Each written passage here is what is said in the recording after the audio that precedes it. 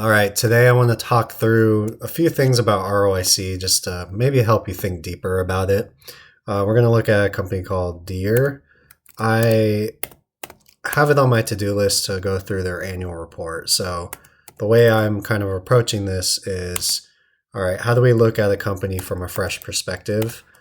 And then try to make some judgment calls. Obviously, the preferred thing to do would be to read the annual report so we fully understand what each of these line items mean. But one of the nice things about an ROIC spreadsheet like this is it gives you that opportunity to run through a lot more companies, kind of be one of those first steps or just parts of your checklist to help you sort through lots of companies. And then obviously, as you get to know a business, you want to make better judgments and estimates and get closer to that true ROIC. But for a lot of companies, it's not that many judgments you have to make. The numbers kind of show and are simpler. And so in this case, that's not the case. And I kind of want to talk through that.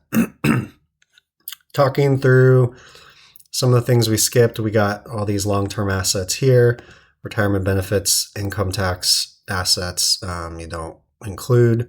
And then this is the big line item, which we can talk through, the financing receivables.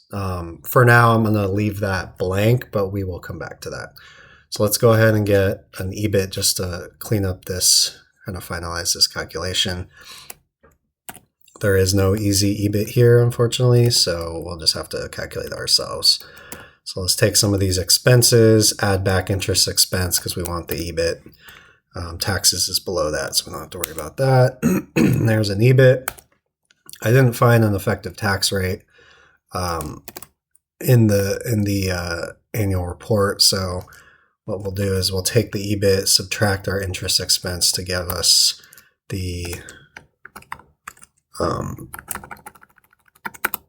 EBT, and then take our income taxes. There you go. All right, so that's a very high 50%. If we were to add those financing receivables, which is, think of it like the financing arm of Deere, as I understand it. Packer's another, Caterpillar's another. They have these financing arms which help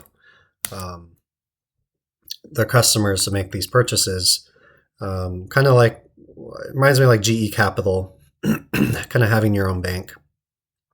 And so the ROIC goes much lower. It's down to 16 instead of 50. Now, what we have to remember about ROIC is that it depends how you're going to calculate it, depends on what you're trying to get out of it.